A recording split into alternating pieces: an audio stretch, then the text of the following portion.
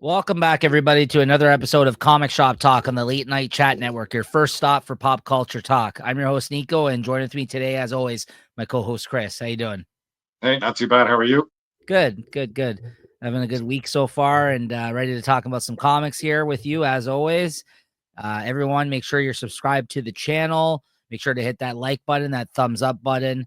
And if you like what you saw here, you can always check out our playlist, all kinds of other great videos of stuff, other comic related videos, things you can check out here on the channel. We aren't just a comic specific channel, but this is the comic book review and discussion show. So thank you for checking it out. This week, we're going to be talking about the new comics that came out for the week of November 20th, 2024. Be giving you our thoughts and ratings on these things, show off some of the art. And then at the end of the show today, we're actually going to be talking about the new comic solicitations for February 2025 for the big two companies, probably. We're probably talking about Marvel and DC here today. And spoiler warning, as always, be forewarned. If you're worried about getting your book spoiled, we are going to be talking about what happens in a lot of these books and showing off the art, like I previously mentioned. So just be forewarned. You can always read your books and come back if you're worried about that kind of thing and check us out later. All right, Chris. All right, let's talk comics. Talk some comics. Cheers. Breaking beverage. Cheers. Yeah.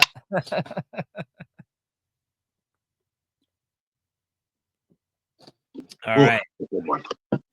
what do you got there? What are you drinking? Just a refreshing beverage, just in case. That's right. I'm just testing you there. Yeah, I'm just I got a clear bottle here. That's all right. First up, we got Rocket Fellers. That's right, not Rocket Fellas. Rocket Fellers. Number one from the Ghost Machine. Jeff Johns' company here through Image Comics, basically his line of books. And this one's written by Peter Tomasi and Francis Manapul on art. Both guys that have been, have come over essentially from working with DC with Johns as well. What'd you think of this, Chris? Well, this kind of came up on my radar. We're past the weekend, and I've heard a lot about this. A lot of other people started talking about this comics. I thought I'd give it a read. I think it's a decent looking comic. Just jumping in. I thought I knew what was happening, or I thought there was some sort of preview to this, but I don't really remember it too much. But it starts out with a bang. They're in some spaceship there. Kind of have that happy-go-lucky, banter between them, and then out of the blue, I think the grandmother dies. Like, almost seems unnecessarily, personally, but I know they're racing towards some sort of little safe house or something, and that turns out to be some sort of time machine or something, and they get zapped back into our present, which I guess is their past. And then the whole sort of dynamic of the comic changes there. It's just they're a family life there. You see the grandfather doing some chin-ups, and I think they're having some Thanksgiving cookout.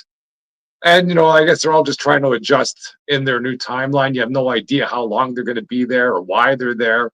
And then near the end of the comic, I guess he has some way to communicate back to his present timeline, and it seems like they're stuck there for a while. So it's interesting. I've heard a lot of people say this is something great, and I thought it was all right, but the art is decent, but I'm not happy. I'm not sad that I didn't jump on this right away.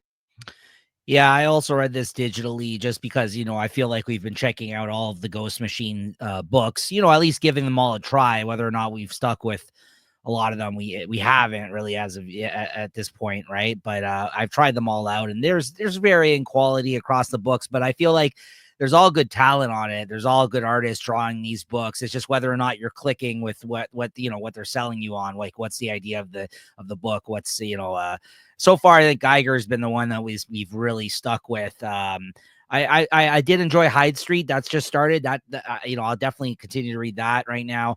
And I think we fell off of Rook Exodus and the other one, Redcoat. But apparently, those are really good. I keep hearing from folks. So maybe I hear it's like the best of the comics. So they're very high on the recommendation lists. But yeah. I don't know. It never got to me. this was in one of those preview issues. I think they did like one of those like 80-page giant issues or like some sort of like issue that we got, and we got signed by these guys, Francis Manapul and Peter Tomasi at Fan Expo this summer, Chris. That issue was the one where they had a preview of this series in it.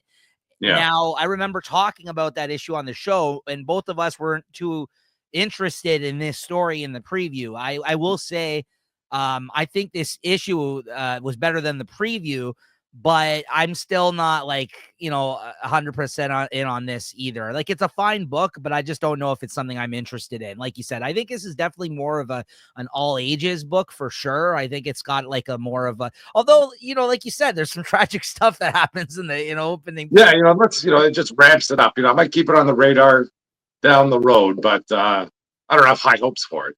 Yeah, I mean, like it kind of reminded me when we read that short story that it was like a more like a Fantastic Four type of team, like with the family aspect and stuff like that.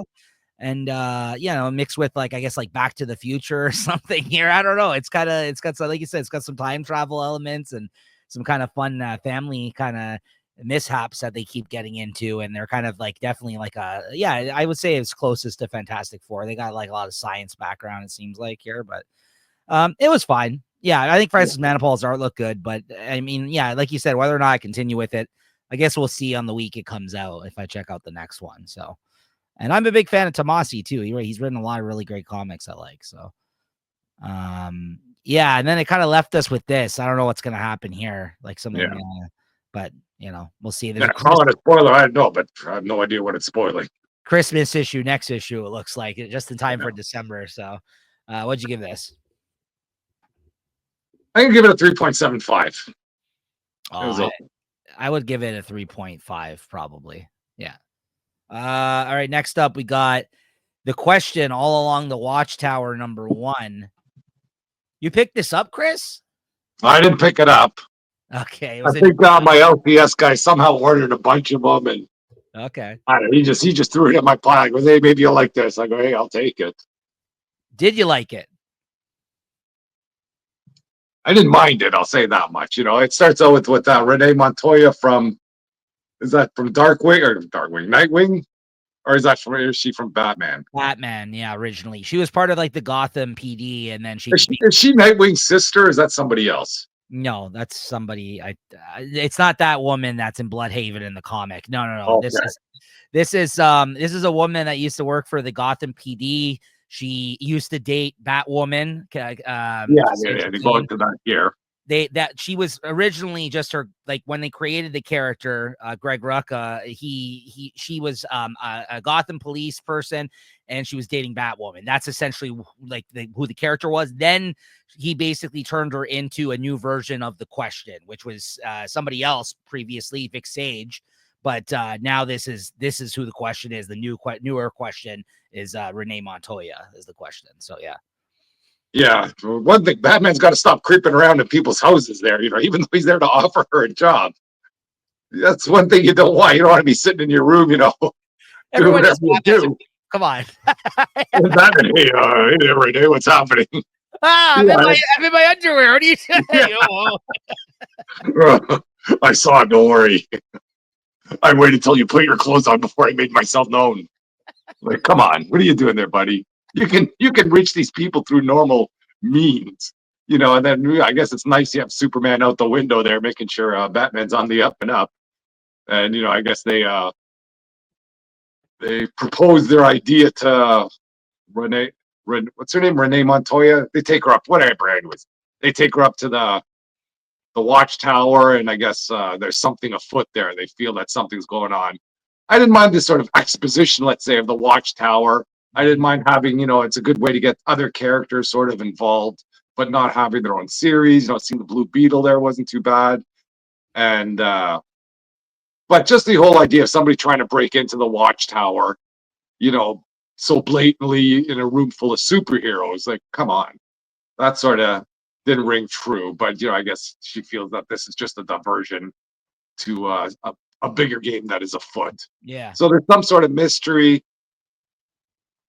But I don't know if I'm too. Maybe if this ties into Justice League Unlimited somehow, I hope it doesn't. But I'm not up for the mystery. But there once again. You got some great art in here, so that really does help the issue.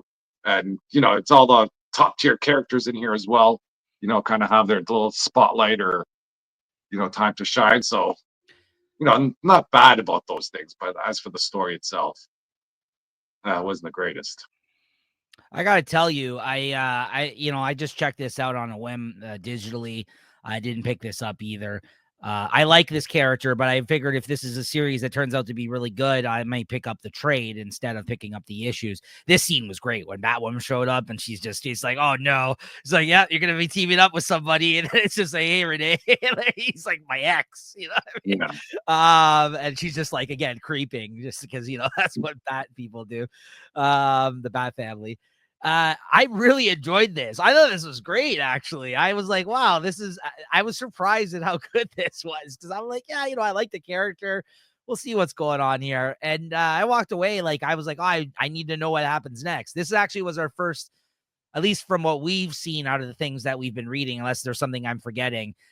Look at the new watch, like the Justice League headquarters, Yeah. like ever since, because that book hasn't actually started yet, the Justice League Unlimited. So as I like how she met up with all like the C-list people, like you said, like the Blue Beat, there's Animal Man is there, and just like to kind of give you that idea that the team is now, like a full team of different types of characters. Like they kind of are going with that whole method of like everyone's a Justice League member almost right now, right? So, but I liked it. I liked how they basically are having her as like basically like a security or something, or like you said, to like investigate things that could go wrong on the Watchtower. And I know what you say that doesn't ring true, but there's so many stories that are centered around bad stuff that happens to the Watchtower, right? There's many Justice League stories where something happens because they're a target for bad guys, right? Yeah. So anyways, they're villains essentially that know that there is a Watchtower and will seek them out, right? So, or there's people that are mind controlled, as they mentioned in this, and things like that happen sometimes. Sometimes there's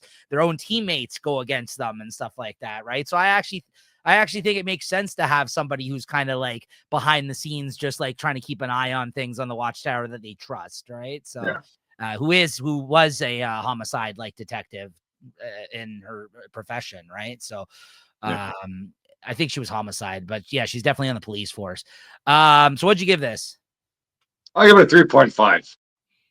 I give this a 4. I really liked this. I'm definitely going to continue reading this one. Unexpected. It was nice. Next up, we got Venom War. It's Jeff #1. Oh, you got it too? Yeah. Nice. What'd you think? It is what it is. It's the Jeff comic. I'm not expecting anything crazy. It's the land shark that he doesn't speak. He just kind of speaks in emoticons, and the families around there. I'm surprised they wanted to tie this into the Venom War, like kind of literally. I can see where they have it, but it was okay. What can you say? It's a fun story. It's Sunday funnies with some Marvel characters. I gotta say, because usually I always say the same thing about these books, about them being one note and maybe not for me, and just like they're like whatever, and a lot of the things you just basically said there. This one, for whatever reason, I had a lot of fun with this one. Actually, this one got me. This is probably my favorite It's Jeff book so far. Maybe it's just because he turned into a venom monster and just ate a lot of food, a junk food. Yeah, they both kind of got together.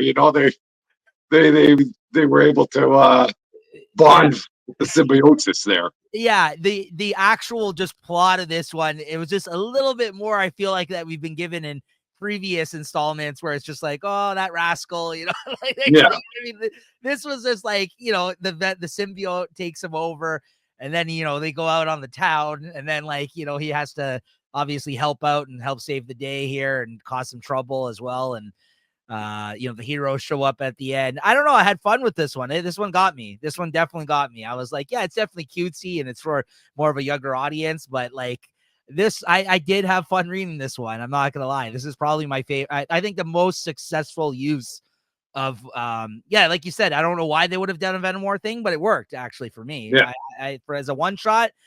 I mean, I would never read a mini series of this, but as a one shot, they got to use it sparingly and properly. And I think this, like you say, this was a good use of it. Yeah, absolutely. Yeah, it was a lot of fun. The West Coast Avenger people showed up that, it first introduced this character here with Gwenpool and Hawkeye, and America Chavez, basically all the members of the old West Coast Avengers team that Kelly Thompson wrote. And that's where he was originally, I think, introduced, Jeff, if I'm not mistaken. So yeah, fun stuff.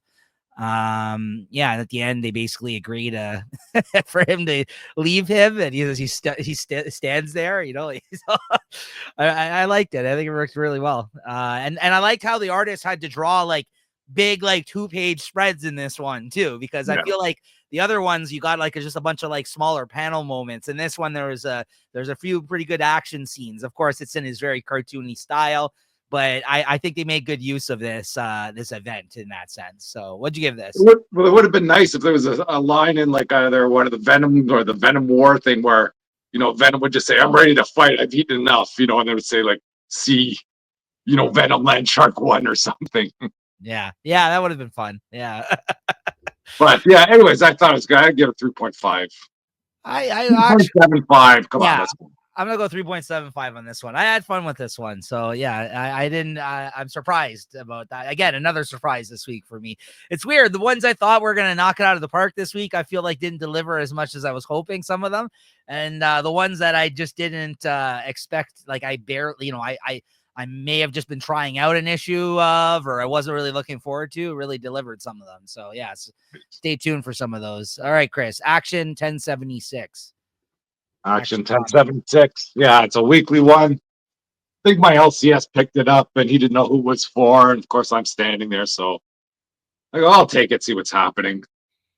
And I think it's following like Superman and something with the Phantom Zone. He got trapped in there. Somehow now Superman is an adult on Krypton before Krypton's about to explode. And his solar bracelets are out of power. So you get to kind of see some Krypton life before the planet was going to explode. I think Clark's a baby here, and he comes in here. What's his name here? It's like Clark Kent or something like that, as a planet, as a Clark Kent name. And and once again, Jor-El is trying to tell everybody that the planet's about to explode, and then I guess he has a brother that's Zor-El that is that's against them, and Clark's trying to pretty much save his planet, but doing so would change the timelines. So it's kind of I guess it's a nice story, but either way, he's trying to get his solar blade bracelets recharged so he can get back to the present where he is, and that's where it ends up. And I guess he runs afoul of his uncle, I guess, that tries to stop him, but he's able to kind of power his bracelets up enough to kind of take off and resume his adventures. Once again, this like the Action Comics aren't too bad, but if you're gonna put this thing out weekly, man, you got to put this like to $1.99 or something. The stories are great. The story's okay, but I just can't buy that weekly. And then there's a Supergirl story, which is kind of interesting. It was a short one there. She's transporting some like dangerous prisoner with and then she's got some robot there that can only answer, or some AI with her that can only answer a few questions. But it seems that prisoner that she's I guess escorting, it looks like it's her from the future or something, and this person's wiped out galaxies and stuff like that. So that's kind of an interesting story as well. But what can you do? Maybe I'll just I'm just gonna read these online. Maybe I'll follow up and see what's going on with them. Yeah, because I think Wade's been on him for like 4 or 5 issues at this point, right? I think, if I'm not mistaken, I think one's 1060, I think is when he started, right? So sorry, 1070, I think is when he started, around there, 1071. So yeah, I know we said we liked Wade when he started out with DC World's Finest there, but it seems like they've given them the keys to the kingdom here. Like Wade he's got his fingers in everything right now. It's crazy. I think it's because like there was a time where like he left DC and he refused to work for them for a long time. So I think like they thought like he had a good voice for a lot of their characters. And I think once he actually started working for the company again years later now, I think this is why they're giving him all these opportunities. I think that he just didn't get I don't know if before. that's a So good idea, but anyways, we'll see. you think he's gonna burn out on the quality, eh? How many good stories can you have in you? You know, He's a good writer. I like his stuff for the most part, but I hear you. Yeah, I mean, there is a lot of it that he's doing, and a lot of similar type of things, right? He's well, doing that's it. You know, that's like even with the Tom King, with this Black Canary that's coming out, I'm starting to get worried about that because I think it's just going to be another Wonder Woman, but it's just Tom King now. Even Wonder Woman's almost getting a little bit repetitive. Yeah. But anyways, we'll talk about that when we get there. But for Action Comics, I'll give it I got 3.5 just because it's weekly. Okay. Next up, you got Catwoman 70. Oh yeah, I remember this one. Yeah, I wanted to get the Frank Cho cover. Oh, let's take a Somehow look. it didn't come in, so hopefully Oh yeah. that was a mistake there, and it's still on the books or something. I don't know. Who's writing this one? Is it? No. Hold on a second. Let me see. But anyways, this sort of gets back to a more of a spy story. I guess Catwoman's sort of trying to be on the lam. It's your girl, Torrin Grunbeck. Yeah, what I was worried about. I think that Torrin has a better voice for things that aren't Asgardian. I'll say that much. Okay.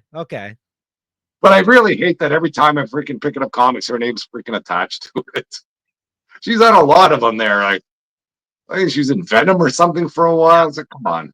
Yeah. But anyways, this isn't a bad story there. I guess she's, gallivanting around Europe, and she gets in touch, I guess, with one of her old contacts. And then she's got to put on her, I guess, some sort of her blonde costume. Nice. her disguise.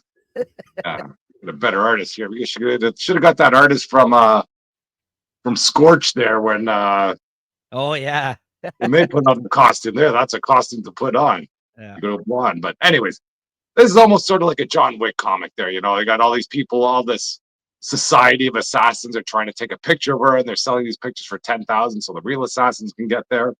And then there's some amateur assassins that kind of catch up with her, and then the true assassins almost take out the amateur assassins to try and not to save her, but to get the bounty that's on her. And then then she does her Catwoman things. So it wasn't too bad, but nothing crazy, nothing great, but it was an entertaining story. I'd give this a 3.5 as well. Okay. And then you got Chasm Curse of Cain #4, which I think this is the conclusion of this miniseries. Yeah, I just read this one online. I kind of followed this one through. I didn't read the last one, I don't think, but having Scarlet Spider there and Chasm, I hope they keep all these characters in their own little world and just keep them out of Spider-Man's world, unless they got a good reason to come back into Spider-Man land. They're sort of fighting. They're fighting each other here. I think there's that Eternal. He tricks Chasm into thinking Scarlet Spider is evil, or the other way around. I don't know. But anyway, they break the spell, and I don't know. There's some monsters there. Then Hallows Eve, she gets to try out a Godzilla mask, and the Mole Man shows up with his Mole Man monster from Fantastic Four. That's right. And then so she puts that on, and they have a fight. That Chasm and whatever Scarlet Spider. I think they get up to that Druid guy, and the way I think Chasm or Scarlet Spider breaks Chasm's spell, it's right there. He hits him with that sword, and then Chasm drives his head into the sword. He's like, "Oh, how did you think that would, kind of clear my head?" Well, so I went to see how it goes. And it's the happy ending there at the end. I got a soft spot for all these characters, even though I wasn't a big part of the Clone Wars. I didn't follow that when it came out, but I want to see these guys done right. In the last Spider-Man, where they had Chasm kind of almost making amends with them, but it was all a hoax. It's like, come on, Chasm, just go live in San Francisco and be Spider-Man in San Francisco and make your own memories. You got a good life going on there. Yeah. You got all the freaking good stuff going for you. Oh, I can't remember my child. I can't remember my child's freaking either. Not a big deal. Relax. But anyway, It's true. Oh man, yeah, no, I like these characters too. Actually, for that matter, I did really like them. At the end of that event we got this year, Dark Web, I did like them, and we liked the Hollows Eve miniseries that we both yeah, read. I liked that. So yeah, I actually think that I think you're right. There is a shot for them to do some more interesting things outside the pages of Spider-Man. Hopefully, we'll see. Right? Well, yeah. I don't know if there's many fans of these characters out there, but I mean, I think they got a good thing going, these two, and they're both interesting enough on their own. I feel like to carry something. Honestly, like there's all kinds of crap out there right now. Like you're telling me that this can't be a good comic. I'm sure it can be with the with good people behind it, right? Yeah. Like, yeah. So, anyways, what'd you give this? I'll give it a 3.75. Okay. Next up, I got Batman Superman World's Finest number 33. Great cover on this one, I think, from the new regular ongoing series artist. Kind of has like the day and night kind of Batman Superman kind of thing going on there. And this is, I think, was the regular cover will be up on the screen in a minute here. But yeah, this is basically, I think this basically concluded this whole Eclipso storyline that they had going on right now. And the next one, I think they teased it at the end of this, was I think it's like a Robin and Batgirl story again. Oh, the Batgirl Olsen Crypto Bat-Hound team up. So, and then it says, wait, what? So we'll see what that is. I think we got a nice variant cover coming up, so I might be picking that one up. Okay. I really liked this storyline.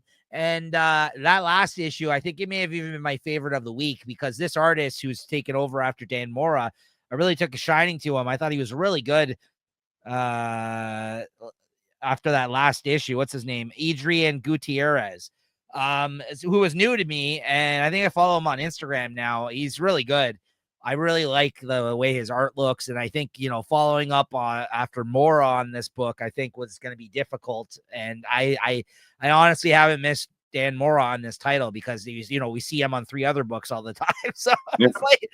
it's like, that's okay. We're going to see him on like some other thing with Mark Waid, and he's doing Superman now as well. So yeah, he's going to be doing the Justice League book. So, it's not like you're not going to see him draw these characters. So I'm not really saddened by that too much. But yeah, this basically concludes the Eclipso storyline. The JSA, which again, this was like a highlight for, and now that we have their ongoing series, it seems like all these new Justice League books are kind of clicking into place, hopefully now, and we're off to a good start. Hopefully, let's see if they can continue it. Yeah, it was basically a JSA Justice League kind of team up, or at least with Batman and Robin and Superman and the JSA, and then some other characters too showed up. As in World's Finest fashion, Mark Waid just throws like 50 characters at the story.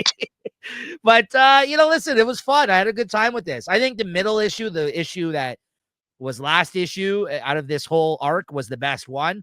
But I thought he kind of stuck the landing still with this ending. I thought it was a good ending. Yeah, and the JSA played a big part in taking out Eclipso here in this issue, along with Batman and Superman. So I quite like this. And I think this artist, if he's going to be staying on this book, he's one to look out for.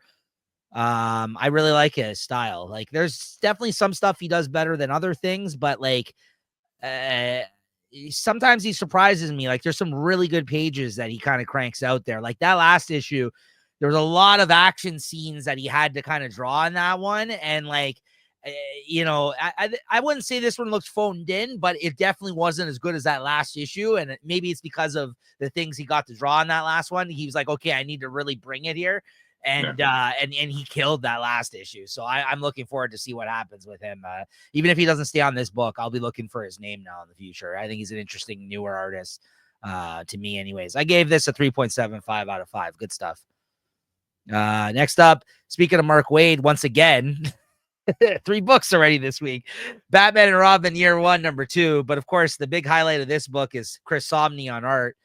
Is also a frequent collaborator with Mark Waid over at Marvel.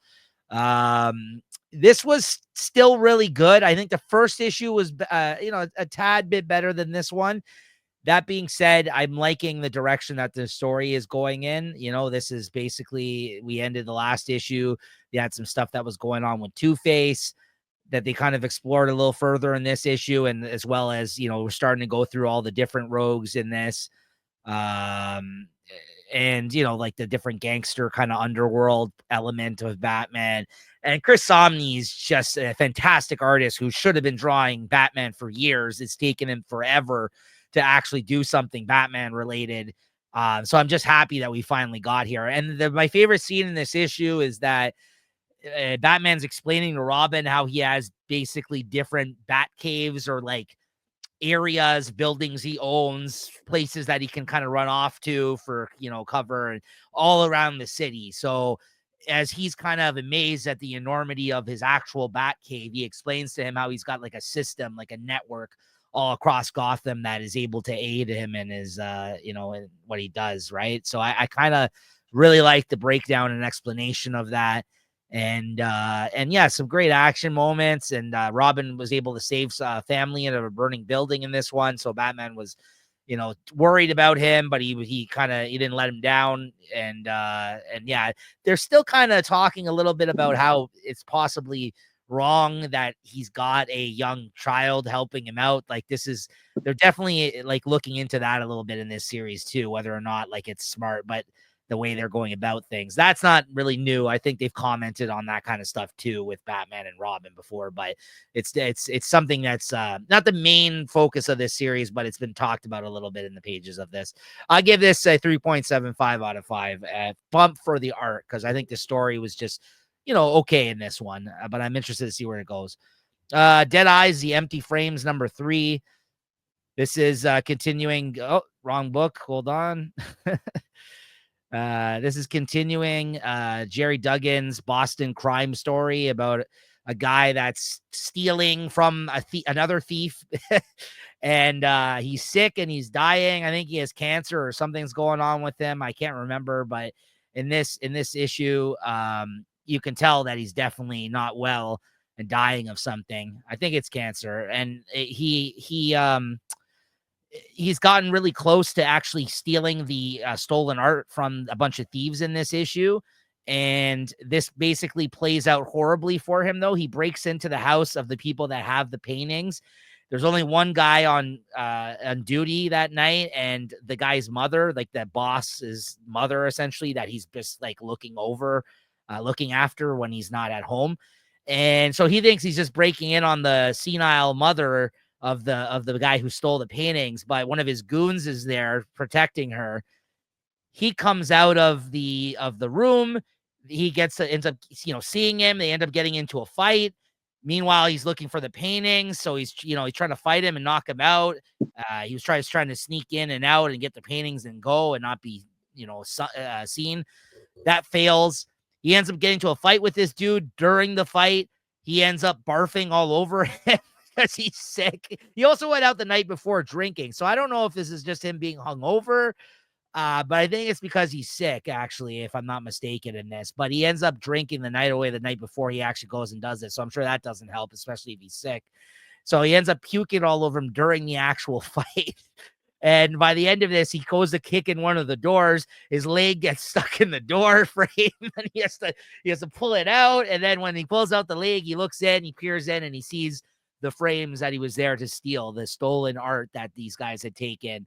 And he finally looks like he's going to succeed and get away with it, possibly, but we'll see what happens next issue. I think this is only a 4 or 5 issue miniseries based on apparently some true events of some crime that happened in Boston. So I'm liking this series. It's pretty fun. If you like Jerry Duggan's writing, or you just want like an interesting, funny crime story, this is definitely one of those. I give this 3.75 out of 5. I'm liking it better each issue.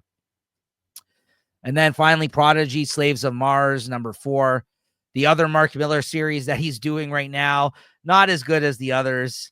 And this issue did not change that for me. I actually really enjoyed the original Prodigy miniseries he did of this character. He's done 2 other ones. The first one is the best. Second one, not as good as the first. And this one's my least favorite out of all 3. So this might be time to put this character to bed, honestly. Maybe he'll show up in the next big game or something, but I don't know if he needs to continue with this guy's storyline. Maybe he's just trying to move him from one place to another, because in this miniseries, they basically introduced his father and his brother, and this whole time they thought that his father was dead, and then the big reveal at the end of this issue is that he's alive, actually, and like they're all of like super intellects, and that's kind of this guy's power in the Millerverse, like, and it seems like this whole family's super smart. So maybe they're going to go and start a team after this at the end of this miniseries. I don't know, but maybe he's going to join the ambassadors. I think this is just like him now. I think after that big game, I think he feels like he has to check in now on all of his characters. Yeah, and just kind of keep them interconnected somehow. Right. So I just think that, this book's best days are behind it. I think this, I just don't find this one as interesting as his other series. And we talk about all of them here on the show. And this is probably one of my least favorites that he's done in a while, this one. Although I haven't been loving this new Nemesis either. So I don't know what's going on. But then you're wrong about that. But anyways. Well, it's not as good as the last one. It's not as good as the last one. I'll stick by that. If you think it's better than the last one, I disagree. I'm not saying it's not better, but it's still good. It's okay. That being said, I thought Nightclub was just okay, and this one's great so far. Yeah, so, Nightclub is great. That is one of my biggest regrets. I missed on that one. Yeah. So, but based off the first miniseries, I understand why you didn't pick this one up, right? So, like, it's not like that first one was bad, but it was just, all right. Yeah, it was, a whole lot of them. Freaking thing we were ramping up while I was talking about Nightclub when Nightclub comes out. I gave this a 3.25 out of 5 this week. It's okay, but All right, Chris, another book that you might say about. I know you've been kind of feeling fatigued on this one lately. Wonder Woman 15. Wonder Woman 15. Nice cover, though. Nice cover, yeah. I just got just get the A cover, yeah. Yeah.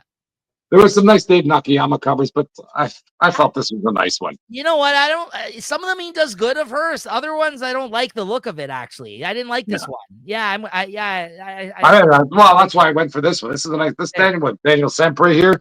He's great. Look, this. He's got Wonder Woman dialed in. So good, the art. So good in this issue.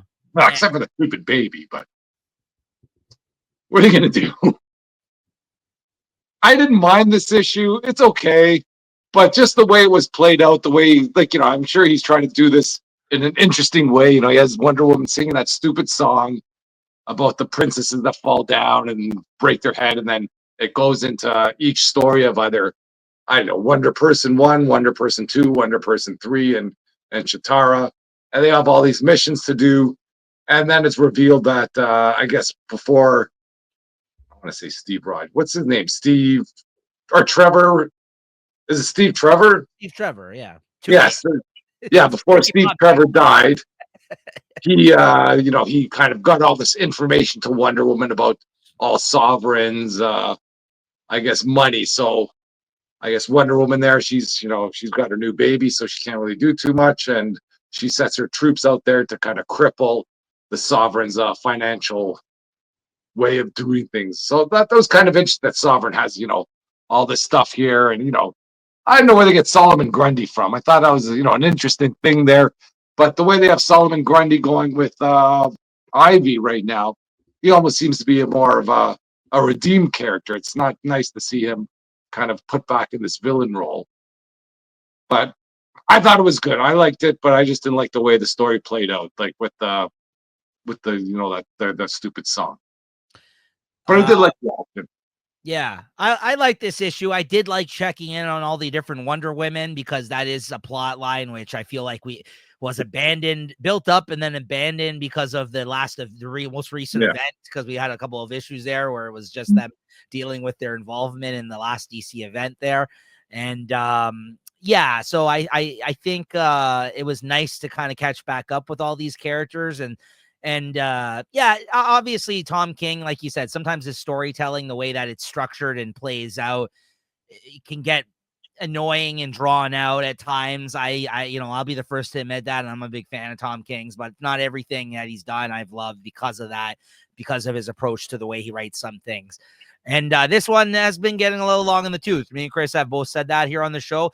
It's been a few issues, I feel like, since we've seen Daniel St. Pierre because of that event. I don't know if he did the last issue. I can't remember, but this issue looked great. Like, this was like, honestly, like, with the Comic Shop Talk year-end awards coming up, I was reminded of how good of an artist he has been on this book. I'm gonna really have to see how many issues he did this year, because I don't know if he's my favorite artist this year, but he's definitely, I think, in the mix, let's say, of how good he's been on this book.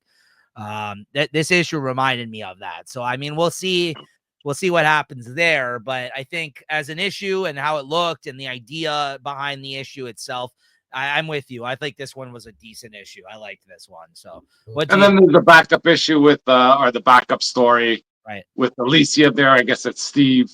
I don't think his name is Steve Rogers. Steve Trevor, kind of. I guess is he in heaven or something? There, he seems to be offered all these great things, but he still wants to go back to Wonder Woman. So maybe that's some little foreshadowing that they're going to bring him back to life somehow, down the road. But yeah, kind of hokey. What are you going to do?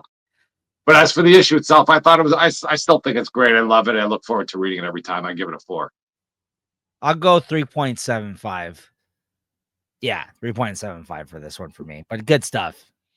All right, so next up we got Where Monsters Lie, Cul-de-sac number 2, continuing this the newest of miniseries in this world, Where Monsters Lie.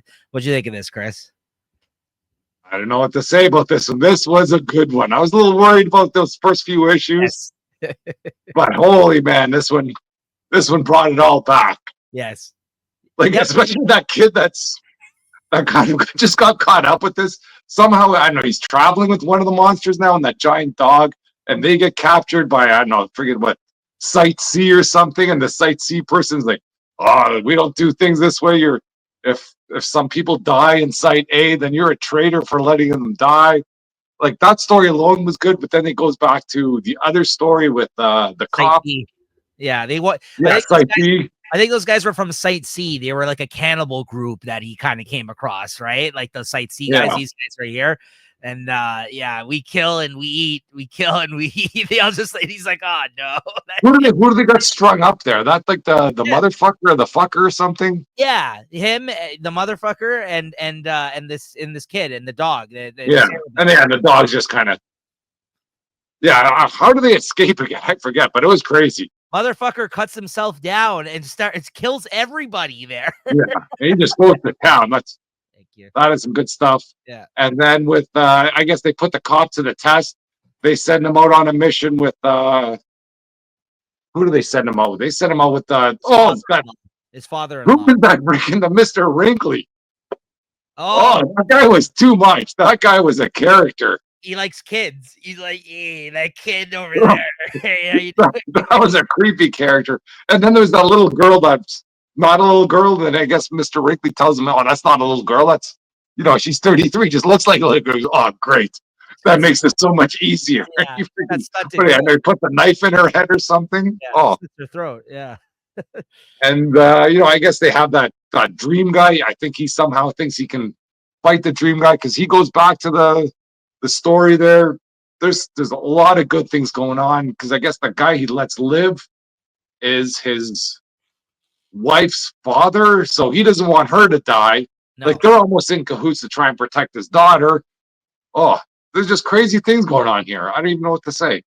I agree with everything you started off saying when you talked about this issue. Is that the first issue, when they came back after we loved that first big series, I was like, okay, yeah, this was all right.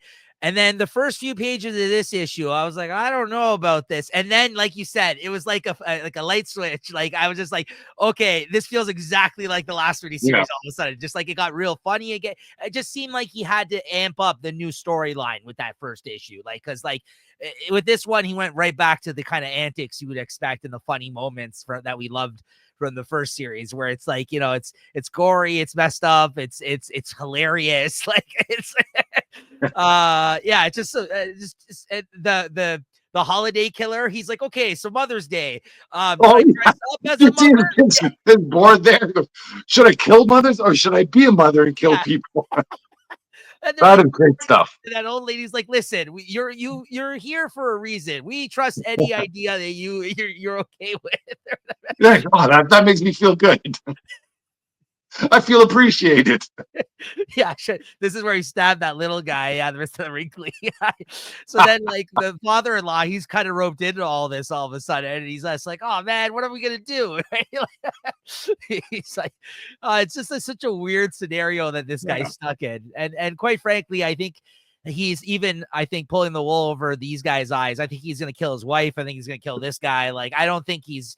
I think this is just like a matter of convenience at this point in time, honestly. Because I'm like, how is this guy working with them? But then by the end of this, like you said, that guy's pulling out all of his memories, like his dreams or something. Yeah, I guess he thinks he has something that he can get through it with them. Yeah, he's like the Freddy character, essentially. Yeah, essentially. Yeah. Because last series you had like a Jason and you had like a Texas Chainsaw guy that ended up fighting each other. I hope they make another appearance in this because, like, you know, those guys don't die in these horror movies. Yeah, so, for like, sure. that'd be great. Like, if they show up in like the last issue or something. Yeah. I love this world. I love these series, man. I think Kyle Starks, he's really good when he does this kind of stuff. Honestly, he's got a good voice for it. It's hard. It's so hard to do humor in comics, honestly, and like actually make it like good, like, and also a well done comic as well. Like it has other stuff to it. It's not just funny, stupid. Yeah, it's not just goofy or something, you know. Like it's good mix. What'd you give this? After talking about it, like, I was going to give it a 4.25. I want to even almost give it a 4.5. I'll go there if you are. I'll go there if I love this issue. Yeah, I'll go there. It's good. The more 4.5. We start talking about it, like I remember reading, oh, this is good again. Yeah, same. Yeah, it was just a slow start with the last one. So yeah, 4.5. There you go, guys. Great series. Check it out. Geiger number 8, Chris. Yeah, I've just been reading this online. I think I got it on my pull list coming up. I've been loving this comic, and this gave me a lot of like, I never read the Walking Dead comic, but this gave me some Walking Dead vibes, you know. Yeah. But still different. Like, you know, he goes to this town, you know, they all accept him, he saves the kids, they're all happy. And, you know, I guess in previous issues we've seen that Doug Geiger has a big love of books, you know. With Nate the Knight there almost, you know, killed himself to try and get Geiger some books. Yeah. And then you find out in this town is that they fucking burn books. Yeah. Because they don't want history to repeat itself. And if there's no history, it can't repeat itself. And then you think this would enrage Geiger. And then he's like, you know, this ain't my town, you know, whatever. It's not my circus, not my monkeys. He's ready to walk off. And then, of course, when he gets out there, there's the freaking whatever, the Knights of the Round Table. They're in the pathway there, and those little kids are involved. So I think now, once again, when I read this, you know, this was not a super exciting issue, but yeah, I did like the drama of this issue. Yeah, and I like the world that he's kind of built up in this series, honestly, and like the fact that there's different, you know, coalitions, like different like groups of characters essentially that exist. You know, even how this town was sort of just saved. You know, like you kind of come to this, you know, untouched town. You're like, oh, how do you do this? Well, it just happened to work this way, and you know, he's just been quiet about it. But now, you know, that's out of the bag, and who knows? This town might just get freaking destroyed now. I didn't see it before you said it, but this is very Walking Dead in that sense. Yes, because this is the same deal. They came across. Yeah, they would walk into a town, and you know everything looks good in the beginning. It's like, okay, yeah. You know, as soon as you're on the fucking menu. I love that their dirty secret was the fact that they just don't respect literature. He's just like, what are you doing? I love that. That's an element of this story, though, right? And how like. But it plays in so well to this because, you know, whatever, the Geiger loves books and this guy burns books. It's like, oh, of all things, you know, like if you didn't believe in evolution, I don't care. Like, fuck, I love books. And did they take a book from him and burn it? Yes.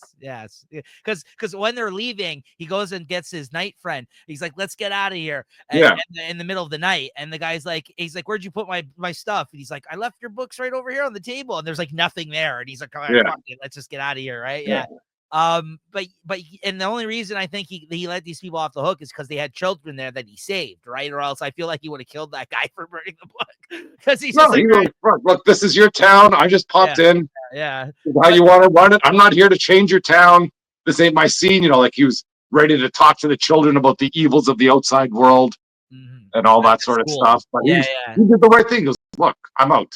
I agree. And of course, he's still trapped in there. So yeah, we'll see how that plays out. And I think that The regular series artist who I really love, Gary Frank, he hasn't drawn the last couple of issues. This has been Alberto Ponticelli, but you know what? He's doing an all right job. I don't think he's as good as Gary Frank, but I think it still looks good. The book, I think it hasn't felt, we haven't really felt the impact of the artist No, change. Yeah, I feel like, yeah, yeah. And that being said too, like, I like too about the books. But the reason why that he always freaks out about those things because they're all connected to moments in his past, right? Like yeah, that's what I like about it too, and his family and everything like that. So there is a reason for like him going off the rails like he does, is because he's reminded of his family in moments like this, right? yeah, So, what'd you give this? yeah. Easy 4. Same, yeah, good series. Next up we got Jupiter's Legacy finale number 2. I just read this one on, and like I said, it is new to the Jupiter world. Lots of stuff went on in the last issue. I know what happened in the last series. I've heard it's all great stuff, but this is like a game changer issue here. And if it does change the game the way they talk about in this issue, I don't know if that freaking just erases everything that's happened and all the other stuff. Because here I know they capture some alien, and basically this alien is just saying, it doesn't matter what happens here. We're coming, when it's time to, when it's time to pluck the fruit from the vine, that's what we do, and now's the time. And I think they went to one world and everybody disappeared, and they're like, what the heck happened? And that's where they get this thing coming in, and they do explain it nicely. They talk about I guess the Roman gods there go, oh, Zeus put up a good fight, but he was taken down, and it does explain it very well. I know it's kind of like almost like a Matrix sort of type story, or they've kind of used this storyline before with things where people are just, basically, like what you want to call it, or livestock or something. They harvest people for their organs, and it's just I guess a conscious or a crisis of conscience for those superheroes. They can't believe that this is what it is. Yeah. I hope it isn't, but it looks like they kind of going to lick their wounds and fight back to this. But if they had been doing this for billions of years, what are the chances that they can fight against these whatever godlike people that are just kind of whatever doing to Earth, seeding the Earth just for their benefit. Mm-hmm. Yeah, this was a wild concept in this issue. I did not see this coming. I don't know how you could have. Blue. This is nothing like what's come before, Chris, to your point, like about having not read those. I don't know how you could have seen this coming. And like, I don't know where Mark Miller got this all of a sudden to do this in the last series, but man, this was a pretty, like you said, out there kind of like issue where it was just like, wow, all this is going on here all of a sudden. I was like, between this and the ending of another series, which we're going to talk about later in the episode, I was like, I was very shocked by some of these twists all of a sudden in these stories. I don't know where these ideas, came from really, but I thought this was a very interesting look at, like you said, like a whole alien versus like his look at civilization and how they're kind of like insects, like they're basically like, yeah. Some of the things they talked about where, like, if you're the foot in the water and those little fish, we're just the little fish biting the foot. Yeah. You can't even understand what the whole body is. All you're seeing is the foot. Like the way they explained it, I thought was very interesting too. Yeah, no, this is very good on Mark Miller's part. I thought he really brought it with the script, with his script on this one for this issue. Yeah, a lot of great dialogue and the alien character is really well written. And yeah, no, absolutely. Yeah, that's what it was. It was the fit. Yeah, I knew that he said they were like minuscule in comparison to like whatever's happening and how, they're basically just observers essentially of what's going on and that, they, like you said, they don't matter essentially in the grand scheme of things. Right. So, I thought that was all very interesting. And then, Buddy here, who's the son of the Superman character, essentially, that's died now in this story, is going to see if he can somehow save the day here. So it's Superman against another alien race that we have just been introduced to this issue. So I don't know what's going on. So very interesting stuff. What'd you give this? If I knew more, I'd probably give it less, but I don't. So I'm going to give it a 4. Yeah, same. Yeah, same. Very unexpected. I'll say that. The Moon is Following Us, number 3. And I got the Daniel Warren Johnson cover here. And yeah, I think this is the DWJ one. Yeah. And this series, still really enjoying this one. This is, of course, him, Daniel Warren Johnson, writing and drawing some pages as well, which are like the present day pages, and the Dream World pages are drawn by Riley Rossmo, a fan of both of these artists.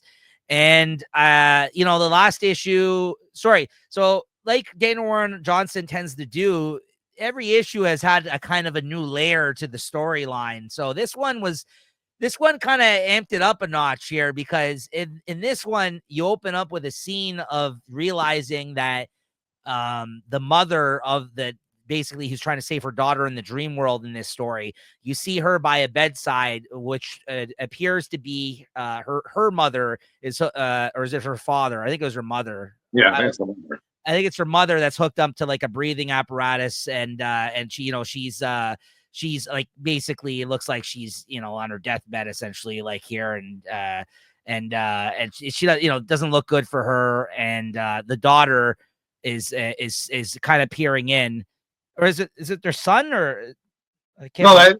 I guess it's the daughter that's on top, whatever, grieving for his sick mother, while their kid is trapped in that coma. No, but their kid, is it a boy or a girl? I can't remember. I don't know. Yeah, I don't know. That's on me. I can't remember whether it's their son and their daughter. But anyways, Penny, I think the name was. What's the name? Penny, I believe.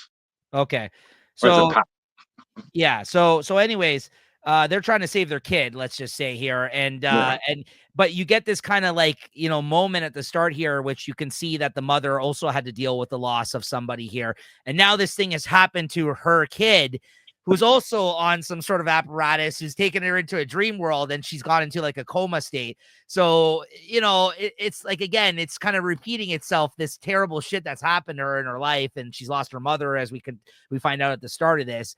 And and then they kind of cut to them in the dream world now, as they're back in this dream world in her head, or I don't know, subconscious or something, trying to save their kid. Now, in this issue, they find out where she has been taken in the heart of this world, essentially, and they go after the person that has basically held her prisoner in this world. And she gets pissed at her husband in this issue, because he kind of pussies out at one point. There's like a moment where like she's like willing to do anything to get their kid back, and he's kind of gives up in one of these moments, and the wife kind of has to step up. And it's a kind of an interesting moment, because I guess you're used to seeing the man step up, or the father or whatever, in these situations. Yeah, I think he didn't want to kill somebody or something. Yeah, that's what it was. Kill something. I don't know what it was. Yeah, so he kind of, he chickens out of doing it, because he's not willing to go that extra mile. And the mother gives him shit. The wife gives him shit for it later on, being like, I thought you were willing to do anything to get her kid back, and you really dropped the ball earlier. And she kind of gives him some grief in this book. And at one point, the person that's steering the ship that they're in, she kind of chimes in and tries to like calm them down, and she tells it off. And she's like, do you know that you're just like telling off our kids' like favorite toy over there or something, because they're like in this big world, right? So it's kind of a fun concept. And you get to the end of the issue, it turns out the mother is alive in this world that they're in. So it feels like that's the grandmother then. Yeah, the grandmother. So it seems like this is like, I don't know if it's the one trying to protect the kid from what, I don't know. Right. But I got to the end and I was like, whoa, I didn't see that coming. I was like, this is a big surprise. And and Daniel Warren Johnson's pretty good at doing that, because he did the same thing in How to Do a Power Bomb.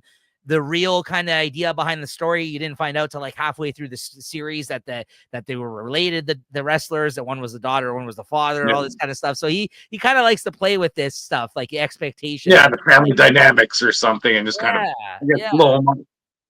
With like a fantasy element to them. Yeah. So this is fun. I like this. This is, again, great art, what you'd expect from these guys. Fun story so far. Chris, anything else you wanted to mention about it? Or yeah, like I said, this is, as for like comic ideas that are out there, this is another idea, at least for me, that's out there. Like, where like the only thing I can think of, like, I don't know if you remember, like Jacob Tutu meets the Hooded Fang or something. I read those when I was a kid. Yeah. It's almost like that, but more fantasy, more, not so much but same idea where all these people that are in the real world that are kind of coming into the zone here.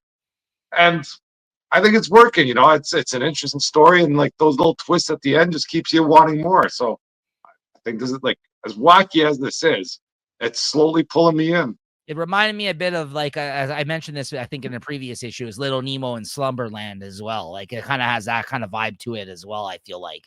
But little Jacob Tutu, I haven't thought about that book in forever, man. Yeah, that's a good pull. Yeah, I like those books when I was younger, right? Those are good stuff. What'd you give this? I'll give it a 4. I thought this was good. I like it. I think this is the best issue of the series so far. 4 out of 5 this week. Absolutely. Yeah. Exceptional X-Men number 3, Chris. Yeah, I just read this one online, see what's going on, had some time. I don't know. This is wacky. Yeah. I don't know why they got freaking. This is just ruining whatever. Emma Frost, White Queen. Like she had such a good run there with Iron Man. Everything was working so good for her. Well, not working, but really into the character. All the stuff with the Quiet Council and all that stuff. She's up to a lot of good stuff. And here she's just poking around to try and, find out whatever the three or four new mutants there. And one of them just happens to have an uncle or an aunt that has an empty warehouse. Right. Who the hell has an empty warehouse? Like, what is this? The Simpsons, where he just walks into that that auction and buys it for $1? Come on. Yeah. No, this is. I'm out. I want to like these. I like whatever Kitty Pryde there. I did like Iceman popping in at the end. Yeah. But this is a waste of good characters. Like they should have freaking Emma Frost in X-Men with Scott, or even with Rogue. I think she'd be much better served in those other stories. Agreed. Like she wouldn't be floating around here, freaking bugging a barista in whatever San Francisco, wherever they are. Also, there's too many books where they seem to be doing the same thing, where they're just going off and like all of them are starting new mutant X-Men teams. Like, why is that the plot in like every title so far as well?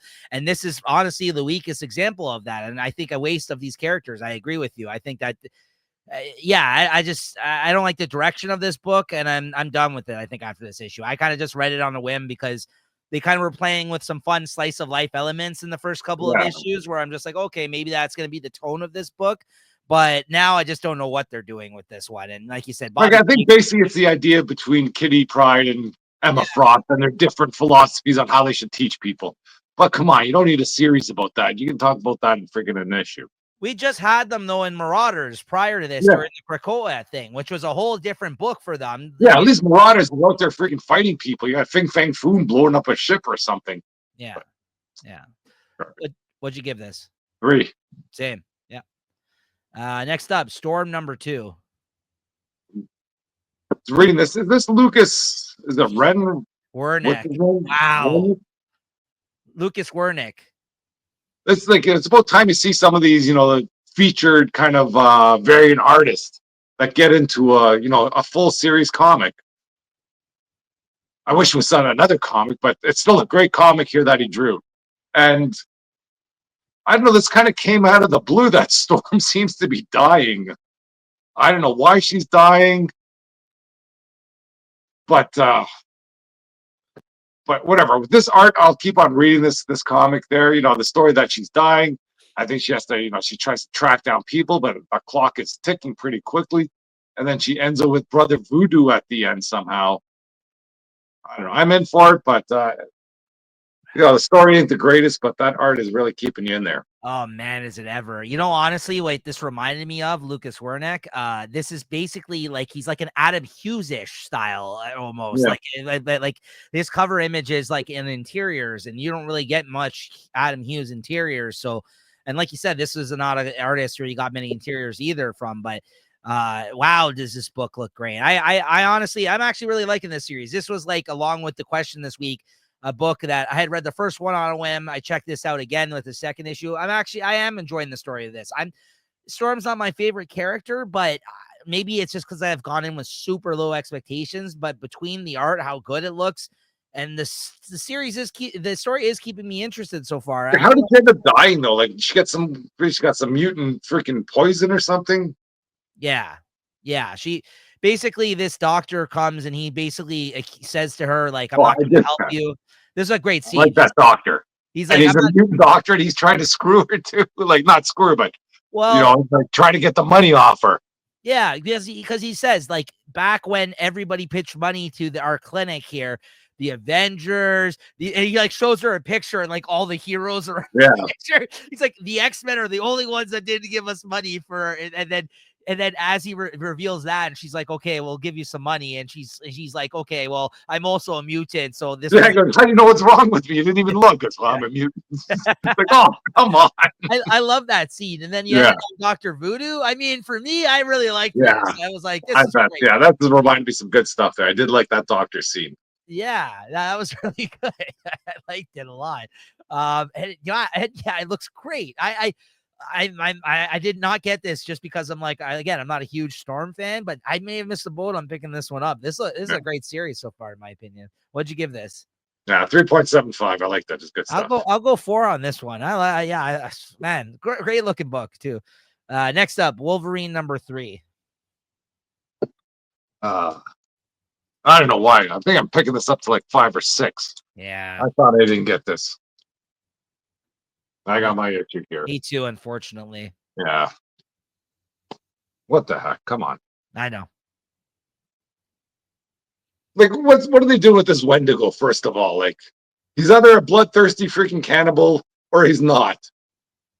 And this the Department H, like it sounds good on the cover. Oh, hunted by Department H. It's got they got a Wendigo. Fuck, this Department H are freaking morons. This Wendigo is freaking in and out of freaking consciousness. It's just crazy. And then there's that the only good thing was that Lady Deathstrike scene at the end where I guess they have this gold adamantium that's that poisons your soul.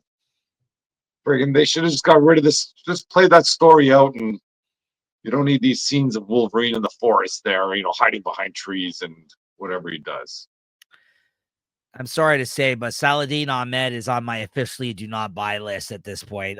Between this and Daredevil, he's let me down twice on 2 characters I really enjoy, and I can't. I don't think I'll be picking anything up like until he proves like he can write like another good book in the I future. don't think so. Like Like even those Daredevil ones, I see the covers with Daredevil and Kingpin on them. I want to buy them, but there's Kingpin is still on there. Bullseye is on there. Then you go there and you find out it's not even Kingpin. It's like a Kingpin spirit that's freaking with some devil behind it. It's like, oh, yeah, brutal. I just felt that was worth mentioning because clearly I'm not enjoying this book as much either. And like you said, on paper, it should be good, but it's just not delivering for whatever reason. And that's exactly how I felt about Daredevil. I thought the same thing. There's a lot of elements I felt like in that book that should be working better than they were. I just couldn't get into that book. So it's clearly that Daredevil was stupid right from the beginning where no, he was a priest, but he didn't want a priest, and there's freaking Elektra. Yeah. And he doesn't remember. So like, and then we'll talk about that in the solicitations. But now there's like some Daredevil red band that sounds decent, but it's freaking Elektra. Why doesn't Elektra just be Elektra? Yeah, but that's 2 for 2 now in terms of like books he's written recently. I haven't really liked, and on characters I really enjoy. So like, yeah. I think on the next one, the next big title that he moves to, I'm probably just gonna pass because like, and then we'll see if I hear good things or whatever, I might check it out. But I'm not gonna go in blind anymore on his books because with certain writers, they fall out of favor with me. Like when it comes to that, where I'm like, yeah, sometimes there's. Not every writer is going to knock it out of the park every time either, right? I mean, sometimes, but I'm a guy who follows writers though for the most part, and artists I enjoy, so I will give people a shot. And this happened to be the opposite, where he was landing on books of characters I really enjoy. So I'm like, okay, I'll give this one a shot. I haven't read too much by him. I'll give it a shot. And Daredevil and now Wolverine, and I haven't liked either of those books. So it's like you said, I think I've got the next couple pre-ordered, but I'm dropping it now, like for future orders. Yeah. So unfortunate. Yeah, unfortunate. Yeah. Maybe we'll get it with Ultimate Wolverine, what we're looking for, maybe. All right. Hope so. All right, Chris, you got something you want to throw on there? You're talking about Ultimate Spider-Man 11. We're talking about, are we doing Reign of Spider-Man first or Ultimate? We're going Ultimate first. You want to do Reign? Okay, here we go. No, I don't care either or. We can do Ultimate. Excuse me, let me just bend down here and oh shit, my glasses. Hold on. Very nice. Oh man, I didn't know I was be podcasting with Spider-Man today. What's going on? Which Spider-Man? Oh, let me tell you what's going on. My life fucking sucks. My girlfriend got trapped in the freaking zone, comes back out with a boyfriend and 2 babies. What the heck is that? Yeah, exactly. Oh, but my new life over here in Ultimate World. Oh, it's the bomb. Can't go wrong with that. Got married to Mary Jane, 2 little kids. Uncle Ben's still alive. Jonah Jameson likes me. I love this world. That's right. Oh, but this issue, no complaints about this issue. Yeah, I'm still learning my skills here. Gotta mess it up with a bank robbery. Mr. Negative turns all these freaking civilians against me. I gotta take the beating. Whatever. I can't beat up these people. Then I go back home. I'm all beat up. When Mary Jane sees me, she gets a little worried. But ooh-wee. Spicy time, I thought, but no. Yeah. I gotta meet Uncle Ben. God damn it. But I took that rain check, let me tell you. I took that rain check. I love that moment, man. She's like, you want to have sex or whatever she says? And he's like, hey. And he's like, no, I gotta go. Or sorry, I mean, you said that. You're like, no, but I'll take that rain check. That's it. I'm gonna put that rain check in my pocket. I'm cashing that sucker in. And then I don't know, they're foreshadowing some bad things here there with Ben Parker. They have. Yeah. He better not die too soon. Come on. Maybe it'll be Jay Jonah instead of him, right? Mm. You never know. That's so cool. I love that. That's great, man. Yeah. Well, let's see that close up again. Do that again.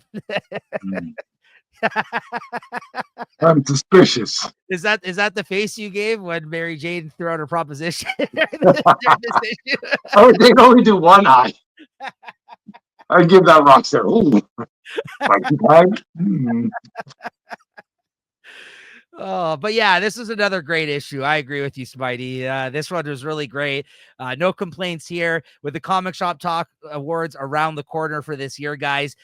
I'm sure you're going to be seeing this book on both of our lists somewhere in the categories, because this has been honestly one of the most consistently enjoyable books that we've talked about this year. It's great stuff every time. Even it could have the most mundane issue in the world of events that happen, and I have fun reading it. Always, it's a great book. Yeah, I don't think Hickman writes superhero comics. He just writes good comics. Yeah, absolutely. What would you give this, Spidey? I'm giving it a 4. I liked it. Yeah, same. 4 out of 5. All right, and don't take off that mask just yet, because we're going to be talking about Spider-Man Reign 2, number 5, the conclusion of one of your favorite other Spider-Man series that's come out this year. What'd you think of this? Well, this was a good one. I have to read this one twice. Reading it over the first time, I thought it was great. Can't go wrong with it. Action, factual. All the stuff that kind of happened in the first one, that was almost thrown out to the side. They just drop them back into this present future, and they're just kind of standing there and out of nowhere. Wilson Fisk is trying to suck all the bodies up there, or give everybody sort of some digital eternity. And then Goblin comes by. He's freaking throwing down the bombs there, trying to wake up the team. Oof, good stuff. And then he pulls out that line to Spider-Man. Hey, did you bring back what you needed? I forget what he needed, but I guess he didn't bring it back. So Goblin's just like, okay, old man, you just sit at the side, let the heroes go to work. And it looks like it didn't work out, and Spider-Man's got to be Spider-Man. But that's where I have, after I read it, I had some sort of issues there. But reading it the first time, when Venom came out of Spider-Man, actually, spoiler alert. Yeah. When Spider-Man gets freaking beat to a pulp by what's that? By Kingpin. Yeah. Like, I don't know how they were going to come back from that. Yeah. That was crazy. And then freaking Venom coming out of Spider-Man and freaking putting him back. I was like, whoa.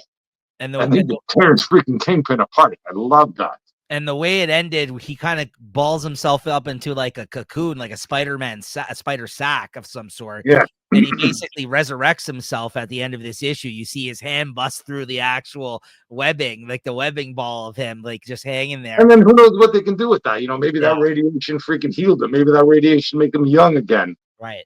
This world can still live on.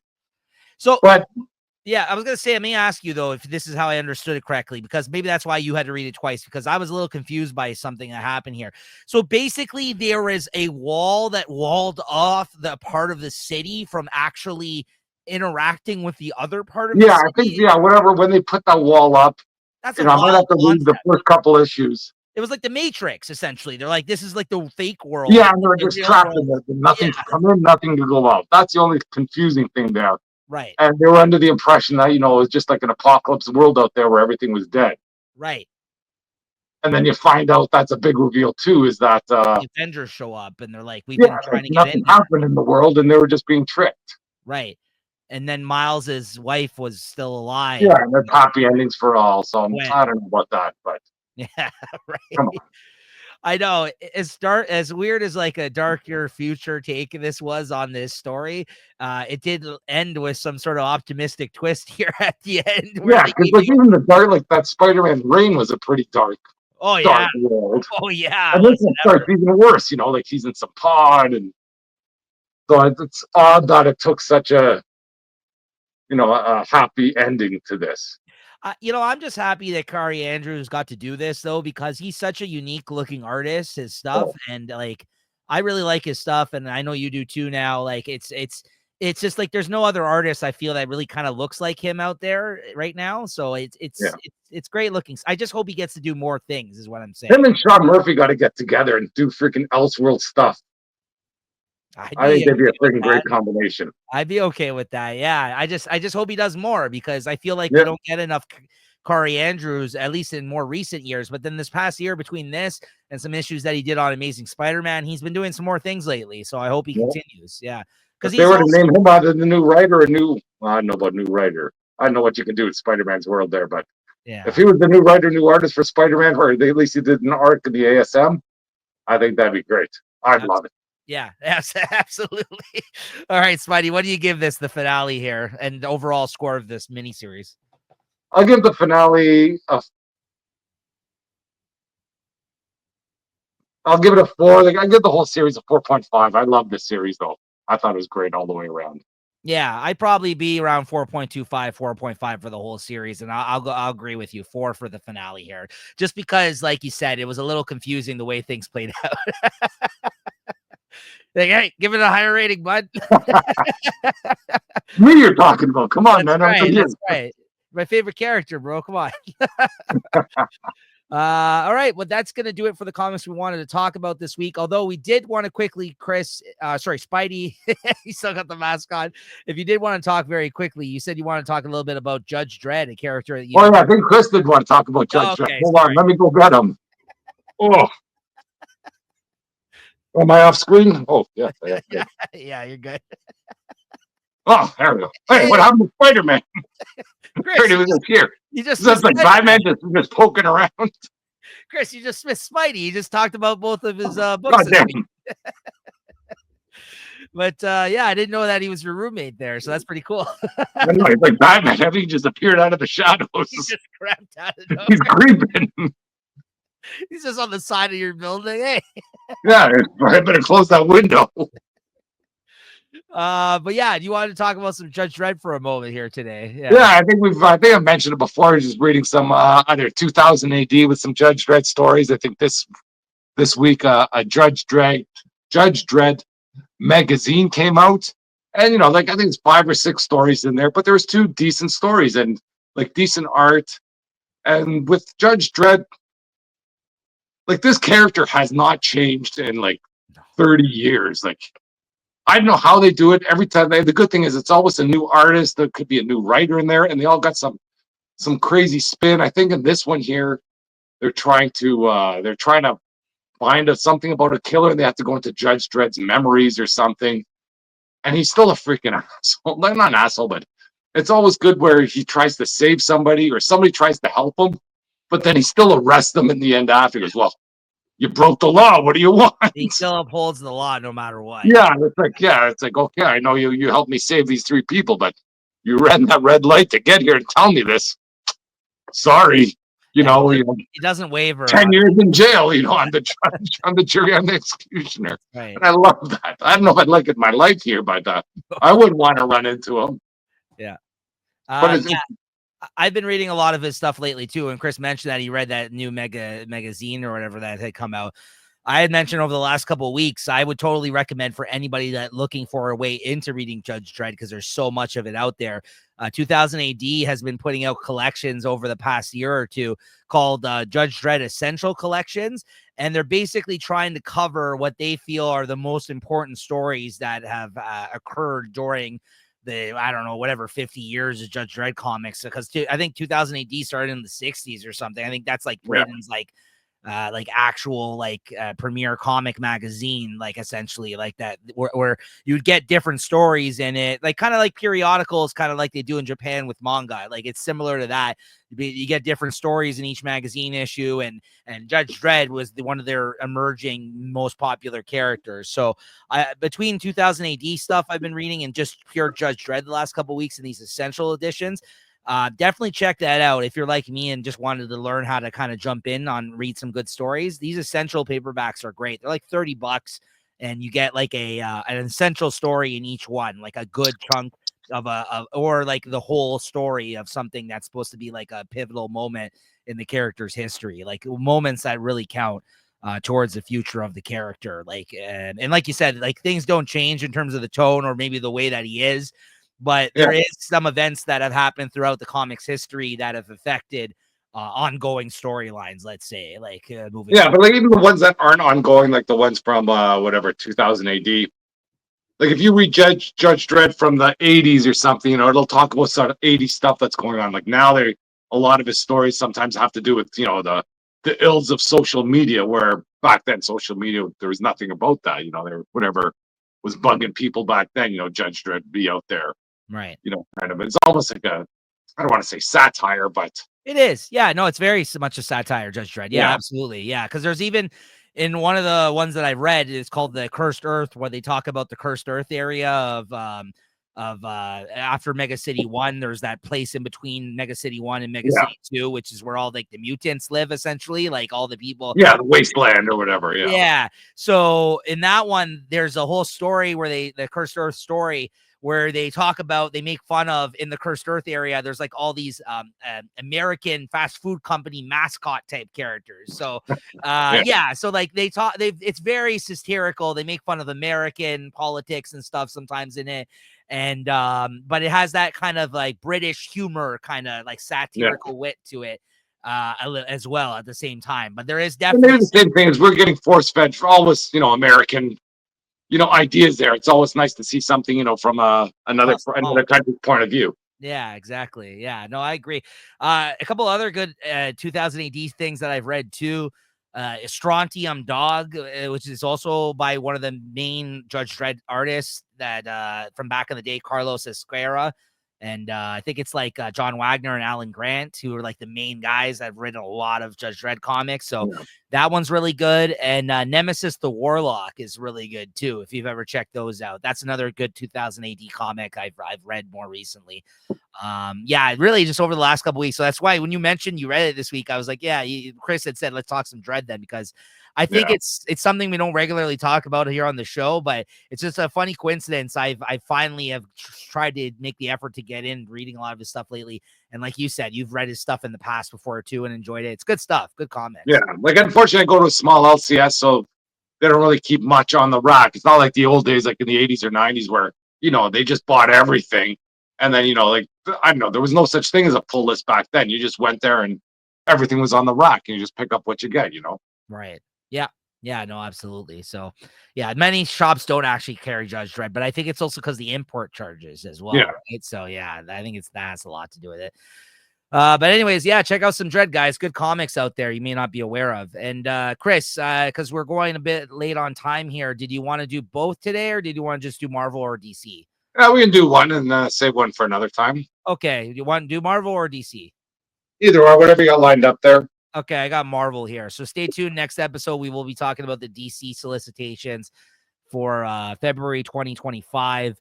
But I just figured since we are going a little long on time here today, we'll just take a look at these ones. So let me just bring that up here for you guys. But stay tuned. I was gonna say hot tip. I don't think Diamond Comics are shipping this week or something. Do you hear about that? I did get the I heard email. they're consolidating some warehouses. I did get the email from my LCS. They said they're using Canpar this week, and because of the fact that their Canpar order, like you said, there's some changes going on within the company that it's going to be late. Thankfully, my LCS already orders from a couple of different other companies, so some of the stuff is going to show up, but some stuff won't, like you said. Yeah, but DC's still showing up, right? The DC's under Universal, yeah, different. yeah. So yeah, you're good there. You're good. I'll get a few in at least. Yeah. But some of mine are affected as well, right? But anyways, we'll see what happens there. All right, so Marvel February 2025. We're using comicreleases.com to discuss the solicitations here. We're using their page, their website here. Good site to look at them. We have no affiliation, but this is what we end up using. So, all right. One World Under Doom, 1 of 9. I didn't know it was going to be that long, but I'm in. I'm in, but come on. There's some good covers. Great covers there. I don't know which one. I'm probably just get the A cover, but there's a lot of great covers here. Agreed. I don't feel like getting multiple for this one, but me personally, despite there being at least 4 covers I really like here, I'm going with the Mike Mignola one because I love his version of Doom. He did a story with Doom and Doctor Strange back in the day. This one right here, I love his style. I'm gonna get this one. Yeah, I mean that may not be the popular choice for some people, but I love it. So I'm getting that cover right there. I like Mike Mignola. But yeah, you got a great Nick Bradshaw here who does a great Doom. Yeah, some really great covers. Some really great ones. I don't really like this one. But yeah, so you're gonna go with the A cover there. This one. No, well, I haven't decided, but I'll take a look through them. This one's really nice. There's some good ones. Yeah. Leave on the throne. I'm all in. I would have liked if it was like a 6, issue thing, but we'll see. Maybe it's Ryan North who's done a really good job with Fantastic Four. So I have high hopes for this. So we'll see what happens. And then we got Doom Academy. It looks like they're doing a Strange Academy spinoff with Doom running his own school here. I wonder if he's going to take the Strange Kids. I think he is. That's a nice cover though. That second one there with just the Doom. This one here. Yeah. I might be I might just buy that one for that mask. I might be grabbing this because I did like Strange Academy. So, and it does say this is the second year for the Strange Academy students. Although I don't know the writer of this one. It's not Scotty Young or whoever did the last series. It's somebody else. Pascal Ferry's a decent artist. Yeah, I think I'm in on this. Doom teaching children. Come on, it's got to be good. Right? Thunderbolts Doomstrike #1. I will read this, but I'm not going to pick it up. Yeah. I like the last Thunderbolts series that this Colin Kelly and Jackson Lansing did. Those are your new boys there who just did that Spider-Man miniseries. They know how to write fan favorite comics. I'll say that much. But these are my favorites, so I don't really care about these guys. I like the Thunderbolts, so I'm probably going to check this out. 1 of 5. Storm #5. I think I'm reading it now, not in issues. I'll probably read it online digitally still because Lucas Wernick is still drawing something to pick up in a trade. I think so because Lucas Wernick is still drawing it at this point. I think I'm in. I've been liking this. X Factor 7. Yes. Yeah. Love that cover too. That's really cool. Been loving this. Yeah, it's been good. Fantastic 429. I'm gonna read it. Yes. Wow. I want to buy it, but I gotta get something. Come on, but it's good. Wow, I just realized I'm either reading or buying everything in this Doom category right now. I'm all in. I'm not buying them all, but I'm definitely going to probably check out all of these because these are all a series I'm actually interested in. They're focusing on here. Then we got new #1s in feature series. A Red Hulk #1. Yeah, I'm not interested. Ben Percy and Jeff Shaw. Good artists. Yep. Ben Percy, so writer. The solicitation should be which movie he's taking it from. That might help me pick it. Well, the whole reason this is happening is because he's in the Thunderbolts movie, right? So, I didn't even see this. They're doing a new Weapon X-Men. Nah, I'm out. Yeah. Weapon X. Isn't this the one that they just did a mini series that you picked up? Isn't that the one with all the That was Wolverines? all Wolverines. Yeah. This is Now different. this is the whole team here. I might read it. I don't know. I I think I might read these ones, and I might do some like selective trade paperback buying. I might get into that. If they're Yeah, good, then I'll buy it.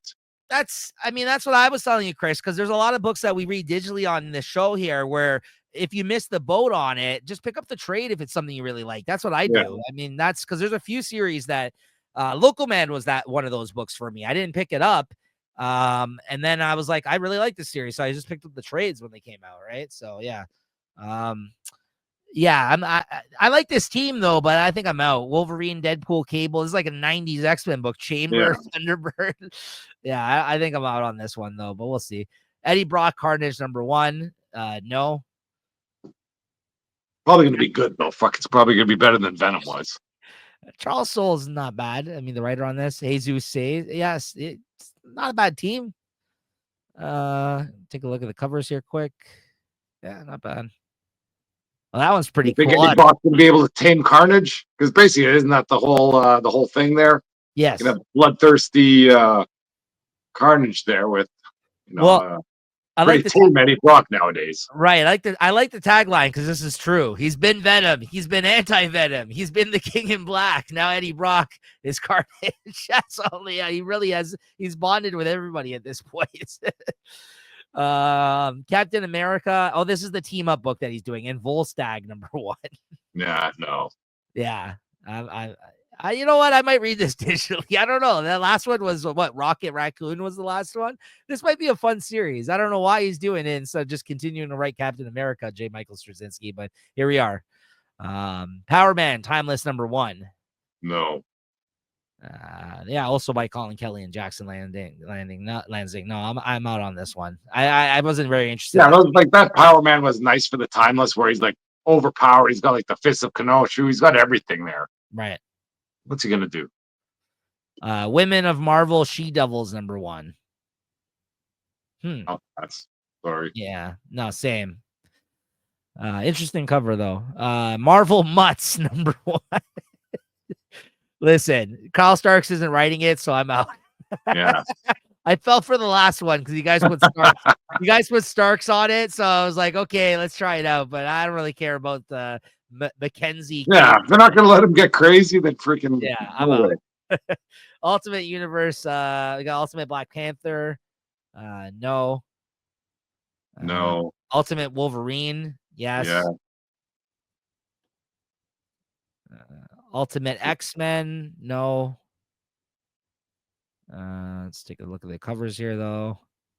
Oh, that's nice. Oh, Jim Mafood. Yeah, he's kind of got like he does like a lot of like graffiti kind of looking art. That's really cool. Yeah, very cool. Ultimate Spider-Man 14. Yes. I would probably go with the B cover. This one. I'm sticking with A's all the way through. Yeah, you like the look of it, like the way that they do it. Yeah, that's like that collection of some nice A covers. Ultimates 9. Yes. Yeah. I'll go with this cover here. I like the second one. Then you got the X-Men Office, Rogue Savage Land #2. I don't know. I love those Terry Andrew covers though. Oh, is that? Oh, it is. This is a Stephen Platt cover, the old Moon Knight artist and the guy from Image. Oh, yeah. I gotta get that. I'm just worried that these are all just covers, and it's gonna be. I know. Well, Tim Seeley. But I can't say no to these covers. No, I know. Tim Seeley's writing it. I mean, he was one of the writers on Local Man. Yeah. So that's not bad. We'll see. He's written some good comics. Laura Kinney, Wolverine 3. No, I'm not picking this up, but I probably might check it out. I gotta get that covered. And then we got Psylocke. I think I'm dropping this. That's okay. That cover's not bad, but I think I'm dropping it. I did like the first issue. Is it only a 4-issue, or is this like a series? So that's what I was gonna say. It doesn't show it on these solicits, but I saw on the previews app, they finally have revealed that all of these are 5-issue miniseries. All of these ones that they're doing. So that's kind of got me a little bit. But here's the thing: if I just get the first issue for the cover, I might just jump off after that and just pick up the trades of the stuff. Yeah. You know what I mean? Because then that will probably have all those covers in the trade. Yeah. So that's the way I'm looking at it. But that Rogue one, I'm probably going to pick up. But I think Psylocke, I think I'm just going to drop off that now. Magic, this is a weird J. Scott Campbell take. She's got like split pants on. I don't know what's going on here. I don't know. Do you dig this or what? It's kind of cool. I can't say no to J. Scott Campbell, but they put like at least the first one. They had some freaking great artists all the way through. I couldn't even get J. Scott Campbell's one just because I don't want to buy like multiple covers of this because once again, I have a feeling this is going to be garbage. I did. I bought like 3 covers of each. This and Rogue Savage Land. I went all in on these characters because these are some of my favorite X-Women that they're doing series on. But you're right. Yeah, like I think they're just trying to sell covers here, and I don't fault them for it. I'm glad they're doing it. I mean, it takes a lot for me to go all in on covers like that. As you know, I don't really usually buy all that many covers like that, but these ones, they got me. They got me with these ones. They got me like with these ones. So Sabretooth, The Dead Don't Talk, number 3. No. Magic, I'm on the fence about. I don't know. We'll see. Cable, Love and Chrome. No. They dropped the ball with Cable. Yeah. X-Men 11. Yes. Are you out? I want to be, but I'm probably not. Same. I'm in the same boat. Mystique. I'm probably going to pick up the trade. I like the first. Yeah. I like what it. Yeah, I'll read it. Sentinels number 5. No. I gotta read Sentinels number 2. I heard some good things about that too. But really? Okay. Yeah, Justin Mason, your boy, is drawing it. How about this, Chris? Alpha Flight number 12. Oh, yeah, I'm in on this. This cover for sure. Yeah, love me some Alpha Flight. Yeah. I'm really excited for this too. Actually, and great. You're in Alaska. It's right by Canada. You know, and Alpha Flight likes to travel up north. You know, I know how they're gonna fit him in there. Like where Alpha Flight left off last time is crazy. Chris, the thing I'm shocked about is that I forgot Jed McKay is friggin' Canadian. Why hasn't he put Alpha Flight so far in the book? I guess it was like it's too obvious of a move. He's like, right, like the way they gave freaking the keys to Mark Waid, they're giving the keys here to Jed McKay. Yeah. I like. I don't know if you've got enough stories for them either, but but Alpha Flight's in there. I'm in. I'm picking that up for sure. Phoenix 8, no. Wolverine 6, out. Yeah.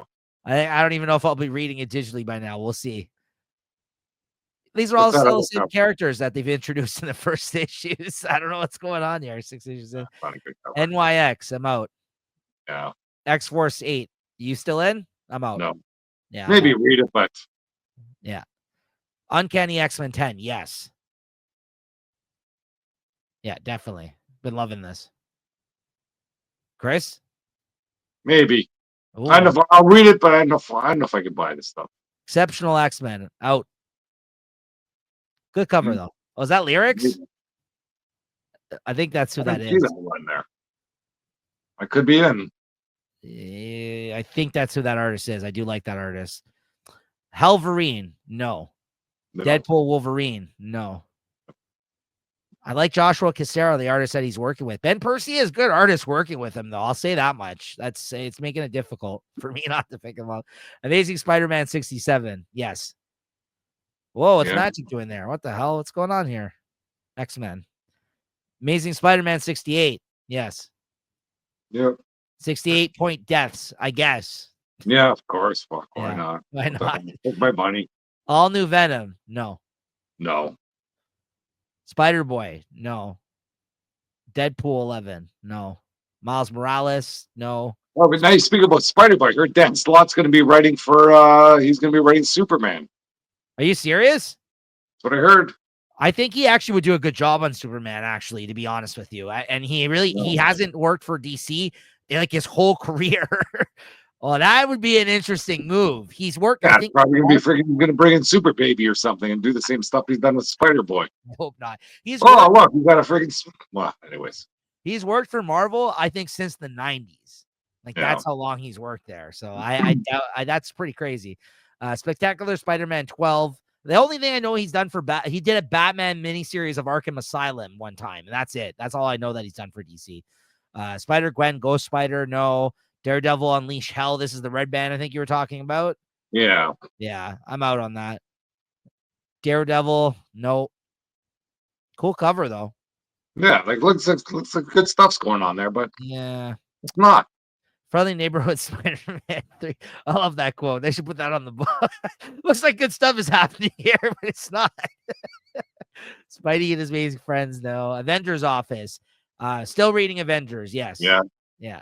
They got Black Cat in there. Come on. Yeah. Sure. I love Jed McKay for putting her in there. He's like, hey, guys. I know how Black Cat could get me to buy a freaking Avengers comic. Like, that shouldn't be the case. He writes a great Black Cat. You read all. Yeah. I give you all those trades, right? Yeah, that's good stuff. Yeah, they're all great. TVA, no. Sam Wilson, no. New Champions, no. Infinity Watch, no. Hell Hunters, yes. I'm reading this. I'm reading it. I don't know if I'm picking up. I'm reading it. Iron Man, no. Yeah, no. Moon Knight, no. Spirits of Vengeance, no. Namor, yes. I think you missed the boat on this one. I don't mind missing that boat. Oh, West Coast Avengers, yes. I'm picking this up. Eesh, this is another one. I haven't even read it even yet, and I'm already out. But I'll give it a chance. I'm in. What's that? 3, 4? Where are we at? Immortal Thor 20. No. No. Scarlet Witch 9. Wow, nice cover. Look at this Black Cat. It's now showing up in this. What's going on here? Incredible Hulk 22. No. Werewolf by Night, Red Band, no. Blade, Red Band, no. And then we get to their usual Alien. Well, I think there's an AVA in there. Oh, there we go. Yeah, Aliens versus Avengers 3. Yes.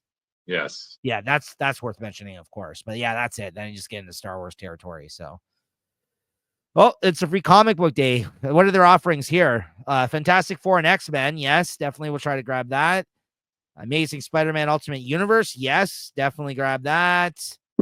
Yeah, probably just those two. By the way, I got a freaking stock of free comic book days, but none of the good ones. Like, I must have got like 30 comics. I don't know what they were, like a freaking Johnny Quest and. Yeah, let me know. I could try to help you out this year. All right, that's going to do it for the Marvel solicitations for February 2025. Stay tuned. Next episode, we'll go over the DC and whatever else we got there. All right, Chris. Oh, it says solicitations have had Judge Dredd scrolling across the bottom of this whole time.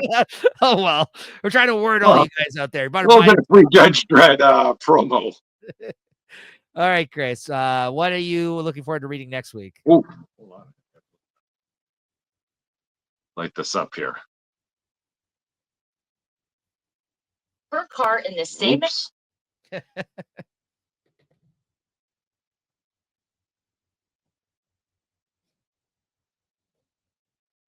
Okay, so next week, is that November 27th? Yep. Yeah. So then we got Amazing Spider-Man 62. Yeah. I feel that I got a variant cover for that, but maybe not.